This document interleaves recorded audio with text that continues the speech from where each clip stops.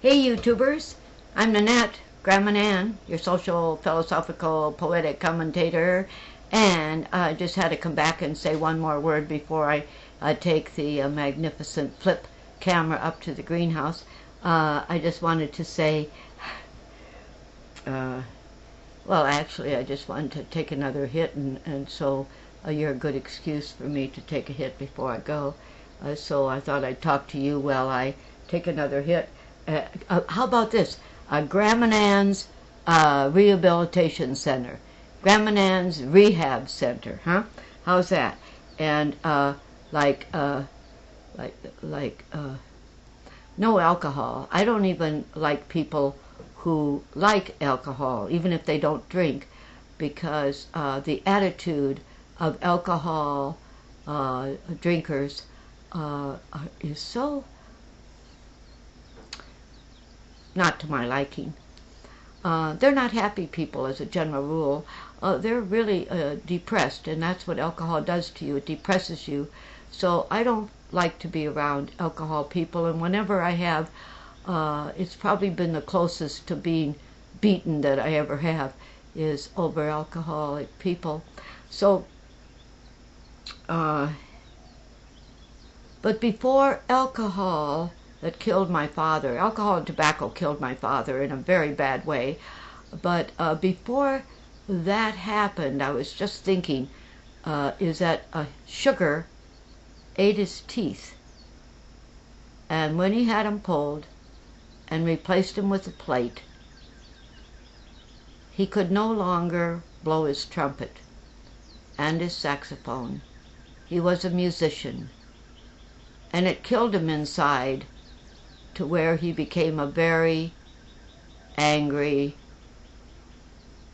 old man, very shortly alcohol chain smoker, down in the dumps over his musical ability and his. I have books. He arranged music before the Second World War, and then the dance bands all went to war. All the men did, and my father was a 4F, so he was at home, went to radio, and so a lot of the bands were on radio, and we'd hear him telling us Saturday night he'd be on radio.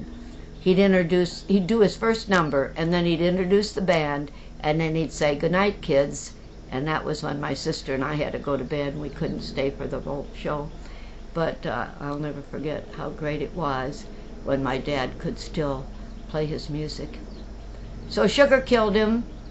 Alcohol followed up with tobacco. They all have sugar in it. You know, they roll the papers in sugar. I mean, that's what makes you addicted to the cigarettes. You aren't as addicted to just plain tobacco as you are to cigarettes, because the sugar addiction is in the paper.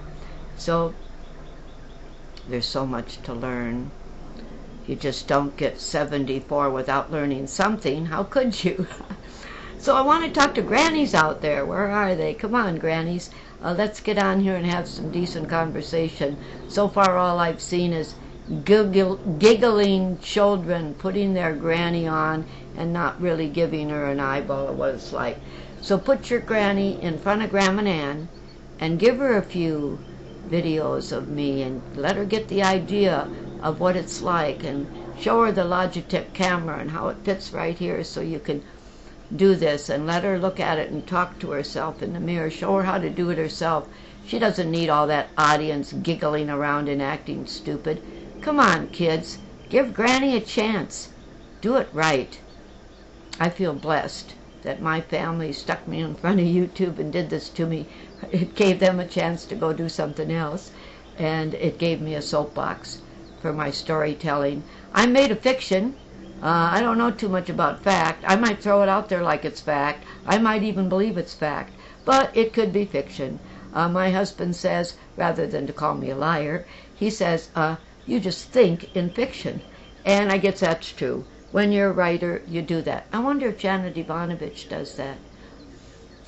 She's the greatest writer I know in our present time. Maybe outside of Garrison Keillor as a stand-up all around. Bill Maher, there's another one. I guess we could go on and on, huh?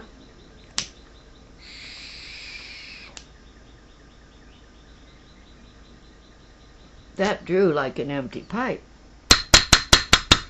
So let's put... Oh, I saw Cheech and Chong. They're on tour now. And Chong looks like dynamite at 70-something. I forgot. He's close to my age. And he's been smoking dope all these years.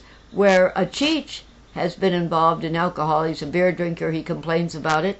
And he looks awful, poor Cheech. So maybe Chong can help straighten him out. Get him off the alcohol. Oh, the alcohol's so bad. So bad.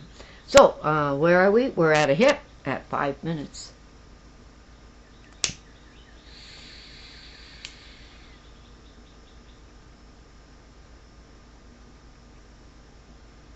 Did you see my bag? I stuck it up behind me here. I can't sell any paraphernalia, and I can't sell any dope, and I can't sell any seeds, or I would be in trouble. But I think I can sell a tote bag, nothing in it, just the fact that it's got a design on that I made and had printed for you and for me, and I love it. It's the Banal sisters, you know, tetra, hydro, canna, banal, the Banal sisters. And now they say they got a new one out, cannabidiol. Cannabidiol. So now I'll have to come in with the Dial Brothers or something. At any rate, there it is. And if you talk to my email, you could get the details. XOXGRANDMANAN at gmail.com. All right, one more hit.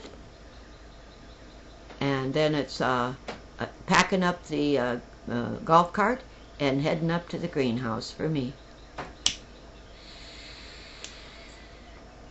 It's Friday, February 20th, 2010, and I'm an everyday smoker for 42 years, and you can see that I'm not a unworthy personality. You can see that I pretty much taken care of myself, kept it together. I have no medical bills.